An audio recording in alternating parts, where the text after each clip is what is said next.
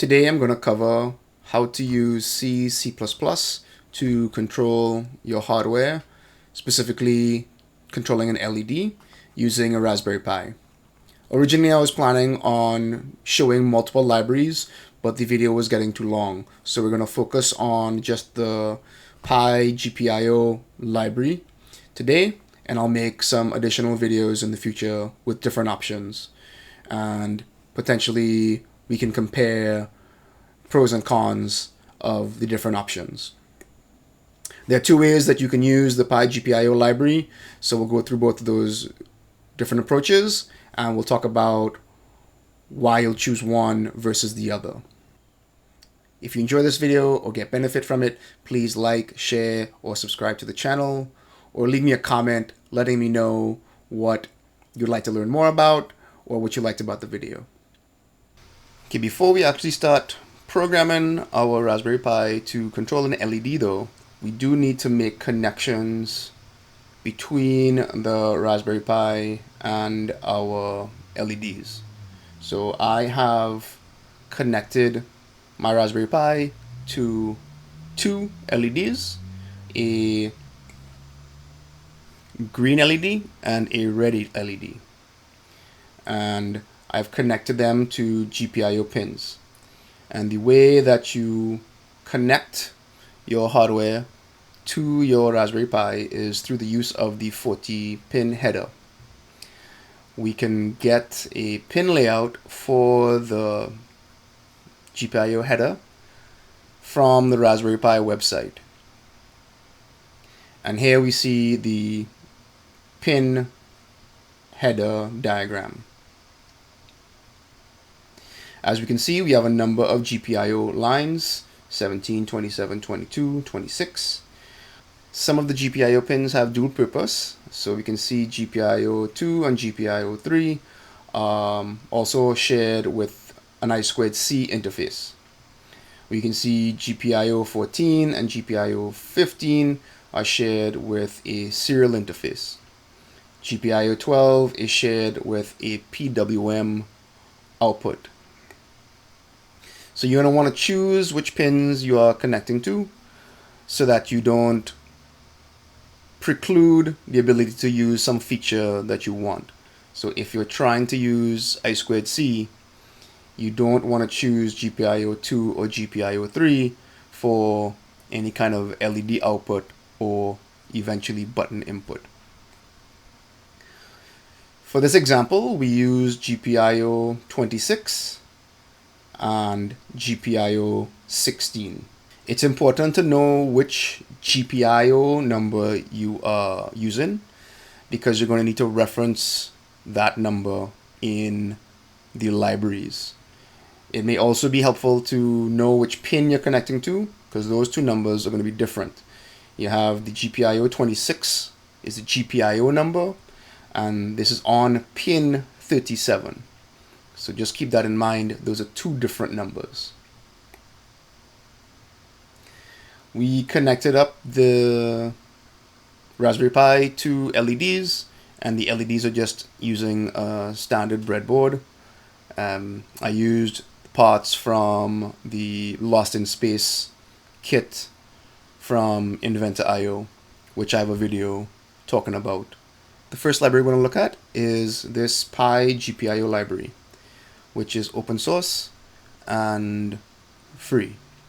The source for this library is available on GitHub, and as part of the installation process, we will need to compile this code and install it onto our Raspberry Pi. We can see that the last release for this was in 2021, so fairly new, fairly recent. It supports Raspberry Pis up to the 4, and it'll probably be upgraded to support for the Raspberry Pi 5, though I don't know what the maintainers are going to do. The installation instructions for this library are fairly straightforward. The instructions are easy to follow, and they give you the direct steps to execute on the Raspberry Pi. It does require the installation of Python for some portions of the library install. This library does have a Python interface as well that you can use, but we are going to be focusing on C++ today. I'm using Visual Studio to walk through all of our examples, and the code is running directly on a Raspberry Pi. I am remoting or SSH ing into the board, so in the terminal here I'm running the code directly on the Raspberry Pi. Okay, so after you follow the instructions, the pigpio library will be installed on your Raspberry Pi. There are multiple ways you can use this library. We're going to explore the two different ways. This is the GPIO C interface, where we interface into the library directly.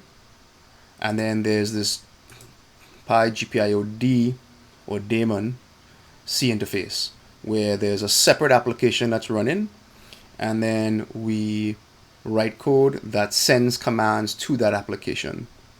So because there are two different ways to interface with the library, we see that there are different libraries installed. This is the C interface library, libpygpio, and this is the daemon library, if2so.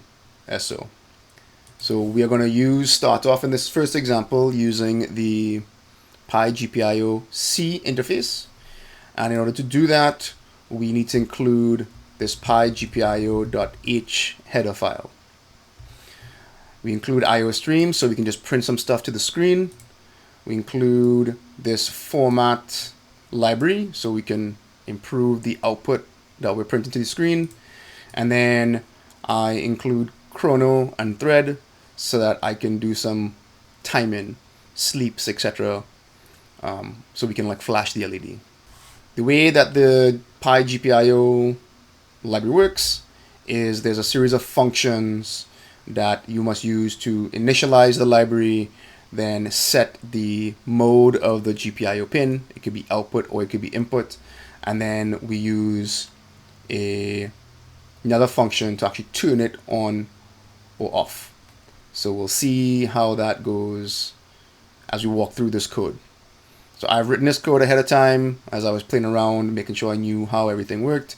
So I'm just gonna walk through the code and show you what it looks like, and then we'll run the application at the end.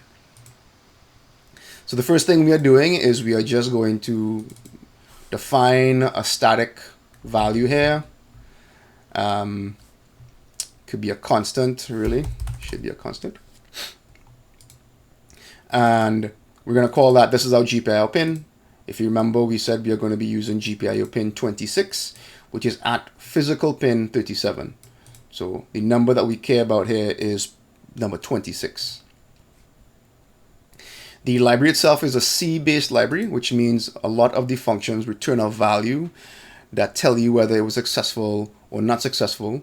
And then based on the value, if it wasn't successful, you can get some info about what was the error.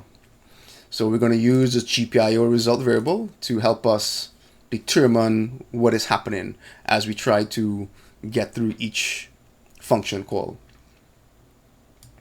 Just for fun, we want to print out what version of the pygpio library we are using, and we can also get what version of the hardware we are running on. So these are built-in pygpio library functions that are useful when you're trying to potentially track your library version or the hardware that you're running on. The first thing you have to do when you use this library is you have to initialize the library. This is a very common approach in C-based libraries. So we call GPIO initialize and we make sure that we were able to initialize the library. If we were not, we simply print an error message and then we exit the application. Otherwise, we print a message saying success, and we move on to configuring that GPIO line to be an output line. Because GPIO can be one of multiple functions, such as output like an LED, or input like a button, or potentially I2C or serial, we have to tell the hardware how we want that pin to be configured. We do that by using this GPIO set mode function.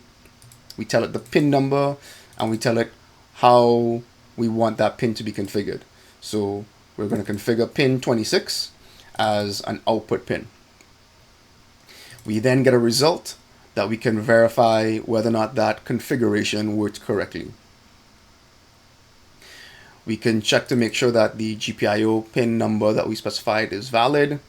We can check to see if the mode we're trying to set is good, or potentially there's some other error. It's up to you to ensure that you are checking for the different types of errors that can occur within your application and are able to handle that well.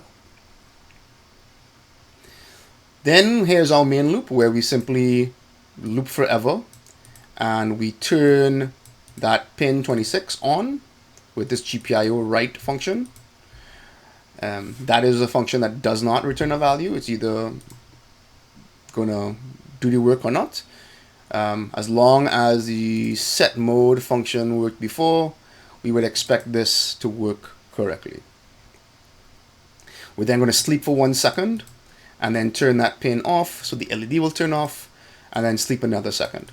And we're going to do this forever. Typically, you may want to have some kind of escape sequence, like when you hit escape, you exit. You may want to do better handling so that if you hit Control C, the application ends more cleanly. For this simple example, we're not doing that. We're just going to loop it forever, and we'll see what the kind of side effect of that is when we Control C out of the application. Sometimes the LED will stay on, and we'll see that.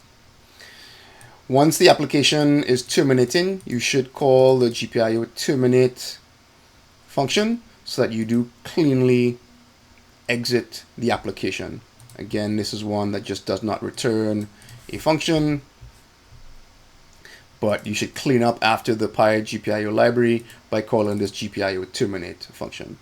And then once that's done, we will return from the application. So this is our basic simple example, and since this is C/C++, we need to build this. We're going to use CMake to do that build. If you're not familiar with CMake, then let me know and I'll do another video on using CMake. Highly recommend getting familiar with CMake if you want to continue working with C++,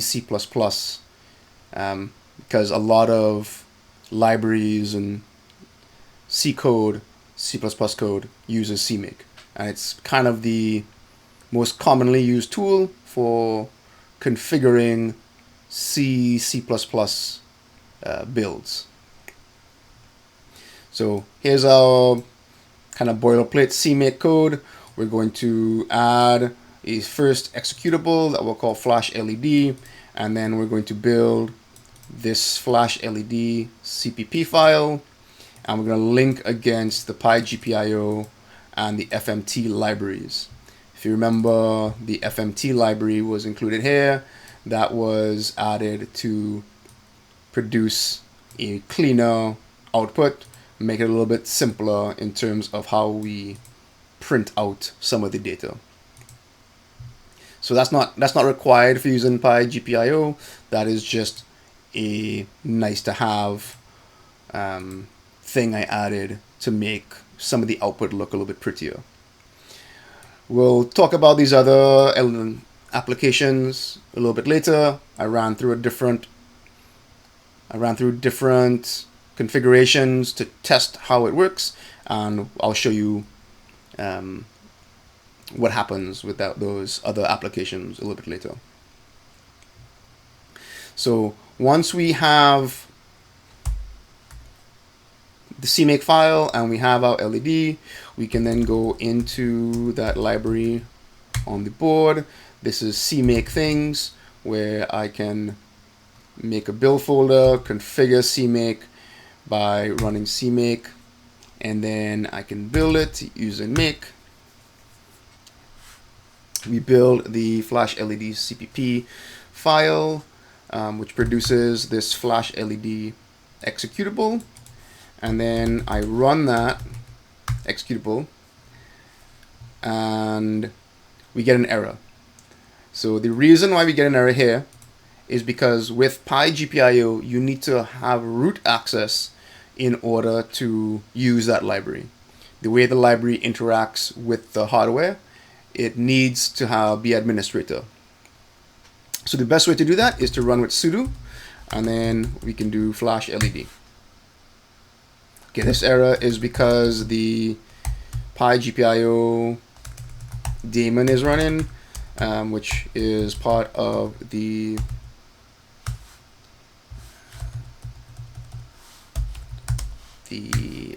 daemon interface. So I'll go ahead and kill that daemon. And that's one of the things we'll talk about a little bit later with pigpio, is that there are some limitations on interacting. So now that that is killed, I can run this again, and now it's working.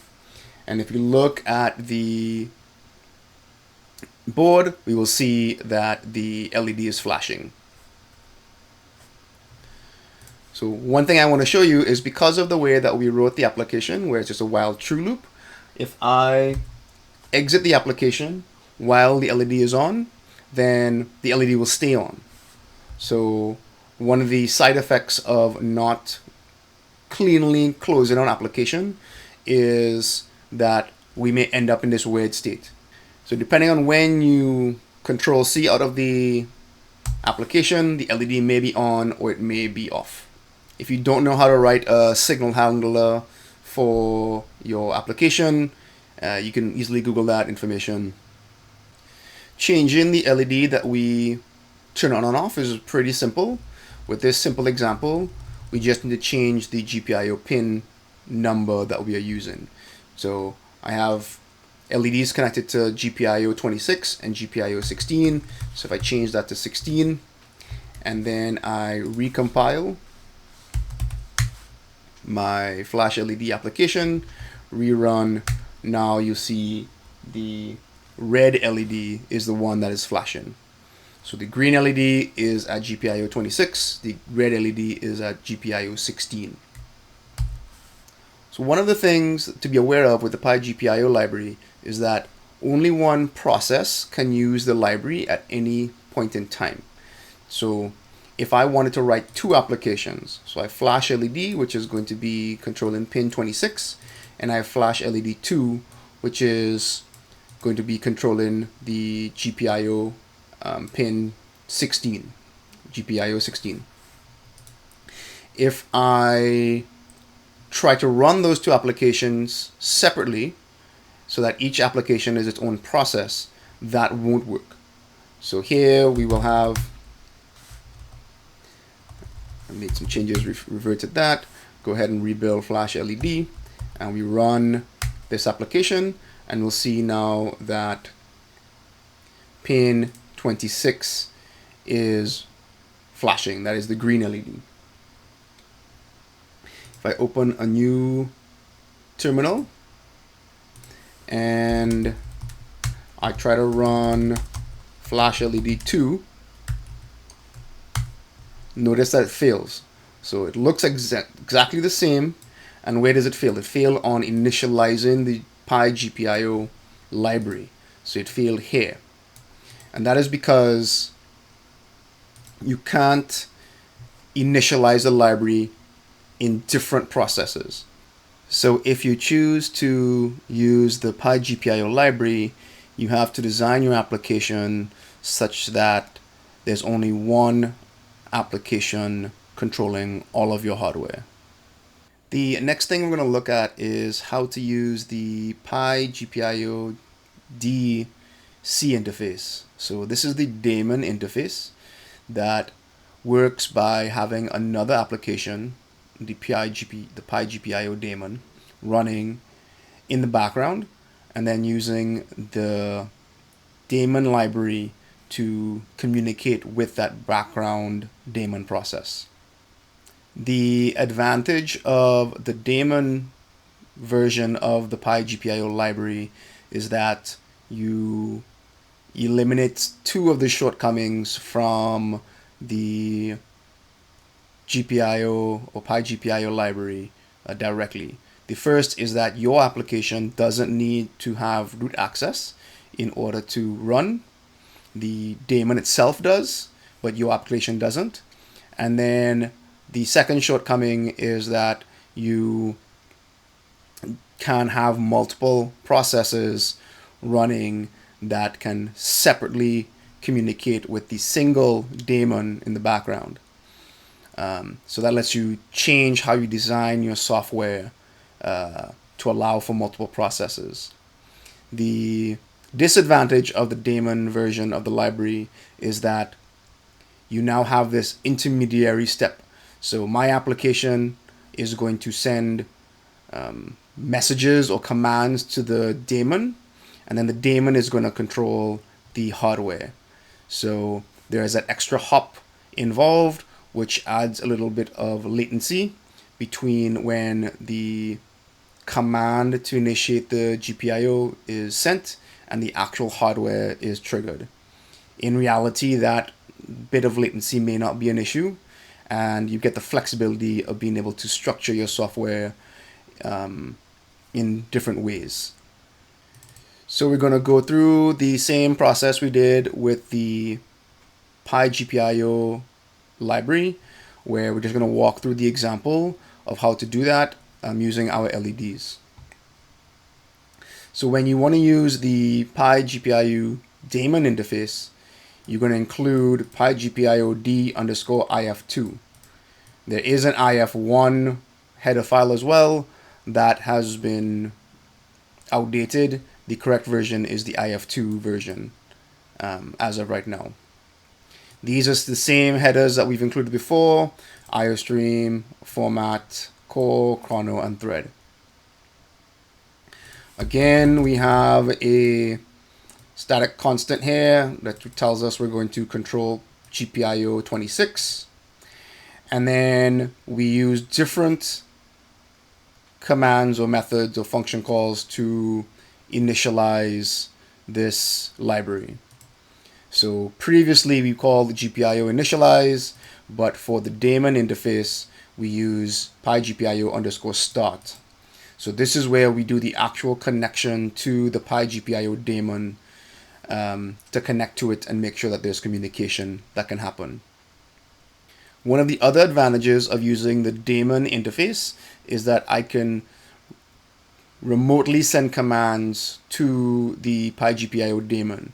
So the daemon itself could be running on the Raspberry Pi, but this code that I'm writing here could be running on my laptop or some other computer that's separate from the Raspberry Pi. And I can send commands to the daemon over a network using IP addresses and ports.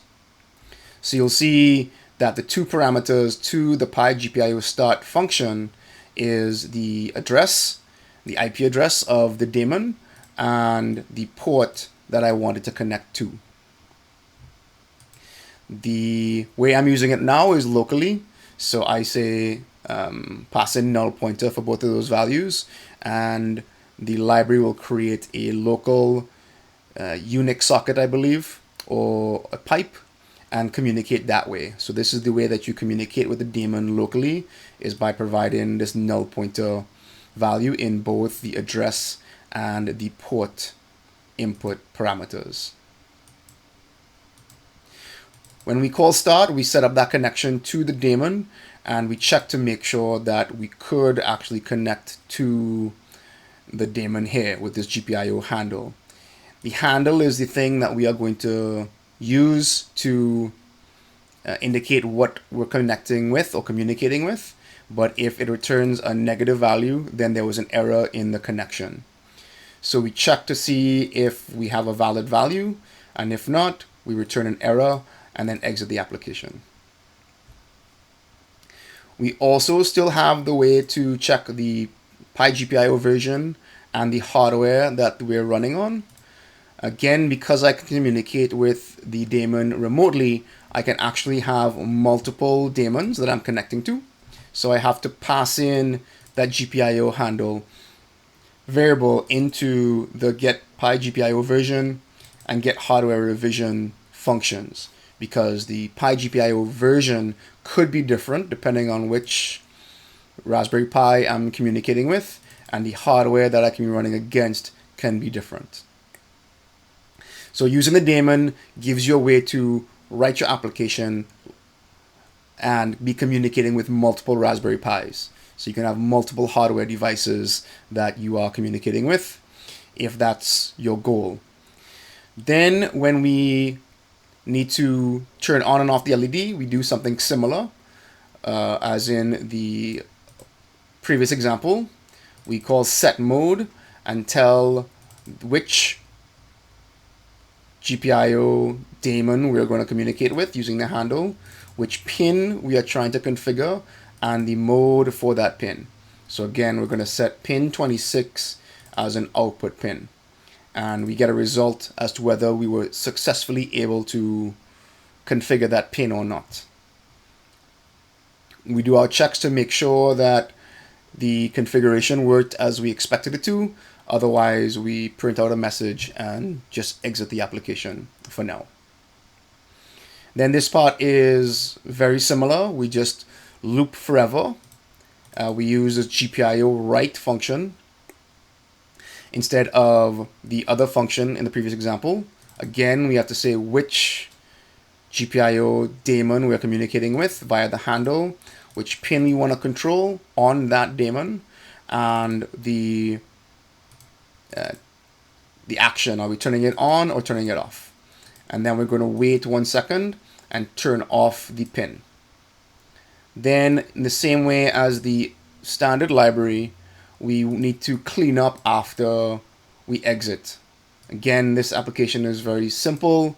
We don't handle Control-C or escaping very well, but you should be cleaning up after your application when it's terminating. And here we close the connection to the pigpio daemon, calling this pigpio underscore stop function with the GPIO handle to the daemon we're communicating with. So you can see that this is very similar to the application of the standard library. We use a different include, and we do slightly different functions, but the process is the same. We do need to connect to the daemon and get a handle to it, and that is similar to the initialize. And we need to do that before we can get the version of the library and the hardware revision when we're using the daemon version, or we can just use that whenever we want to when we're using the regular straight pigpio interface. Everything else is pretty much the same. Set the mode and then write to the pin that we need. So very, very similar. The main difference is which header you include and which library you link against.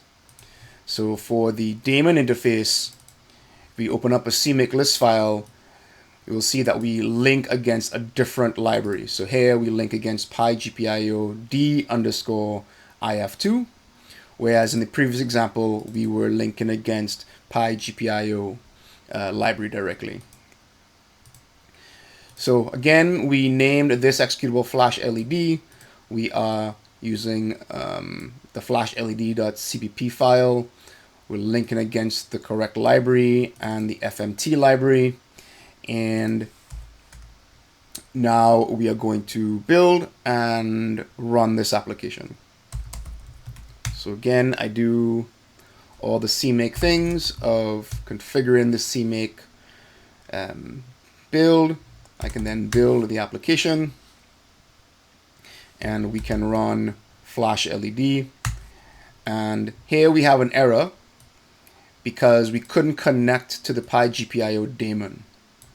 So if we go back into our application, this is right here where we tried to connect to the daemon and we got an error saying that something went wrong. And that's because we didn't actually start the daemon. So the way you do that is by running the daemon, pigpiod. The daemon itself does need root access, so we need to specify sudo here. If we don't specify sudo, then it will fail in a similar way that the library directly failed, but we need root access, and now it's running. And we can check to see that it's running by looking or seeing that there's a process running with that name. So now that the daemon is running, we can run our flash LED application and we will see that the LED is flashing.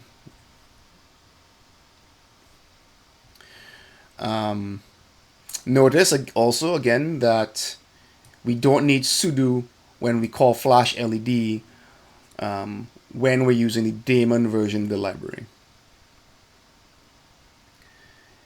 And then if we have another terminal and we going to build, and I've already built the flash LED 2, which is the version of the application that controls the red LED or the LED on GPIO pin 16. All right, everything else is exactly the same. We are using the Pi daemon. With that one, I can run that, and we'll see now that the red LED starts to run or starts to flash. I started them at different times, so they will not be in sync in any way, but highlighting that the daemon version of the library lets me run two different applications and control the LEDs separately. And if you remember when we tried this on using the pigpio library directly, the flash LED 2 failed because we already had flash LED running. Flash LED 2 failed because flash LED was running. And I can shut down the 2 version of the application, and that stops the red LED from flashing. And then I can go back and stop the regular flash LED application. One of the things you have to be careful of if you're using the daemon version of the pigpio library is that because the library lets you send commands from multiple processes, it is possible to have conflicting commands. So I am able to control the same LED pin from different processes. And if those processes are doing different things, then the hardware may act erratically. So in this example, I have this flash LED 3 application, which is exactly the same as the normal flash LED application in that it's controlling pin 26, but I'm going to flash the LED at a different rate.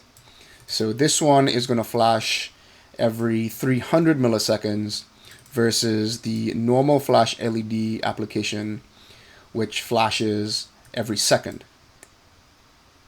And the daemon version of the library is going to let me run these two applications separately without any issue. So if I go ahead and run both of these, first build flash LED, and I start running flash LED 3, we'll see it flashing more quickly. Every 300 milliseconds it turns on and off. But if I go and run regular flash LED, nothing prevents me from running that version of the application, even though they're both controlling the same GPIO pin. And we'll see every so often the LED kind of flicker or change unexpectedly as the two different times conflict with each other. So one application tells the LED to turn on, but the other one tells it to turn off soon after. And we see this inconsistent pattern with the flashing. So the daemon version gives you more flexibility, but gives you potential to shoot yourself in the foot unless you're careful with how you are writing and structuring your software. So there we have the two different ways you can use the pigpio library. We have the direct approach where you interface with the library directly, but you do need root access, and all of your hardware control must be run within a single application. And the pigpio daemon approach, where you have a separate application running in the background and your application is sending commands to the daemon, which doesn't require root access and allows you to have multiple processes interact with the hardware, and also lets you do remote control of the hardware. I plan to do other videos talking about different libraries that you can use, so keep your eye out for that. Otherwise, that's it for now. Later.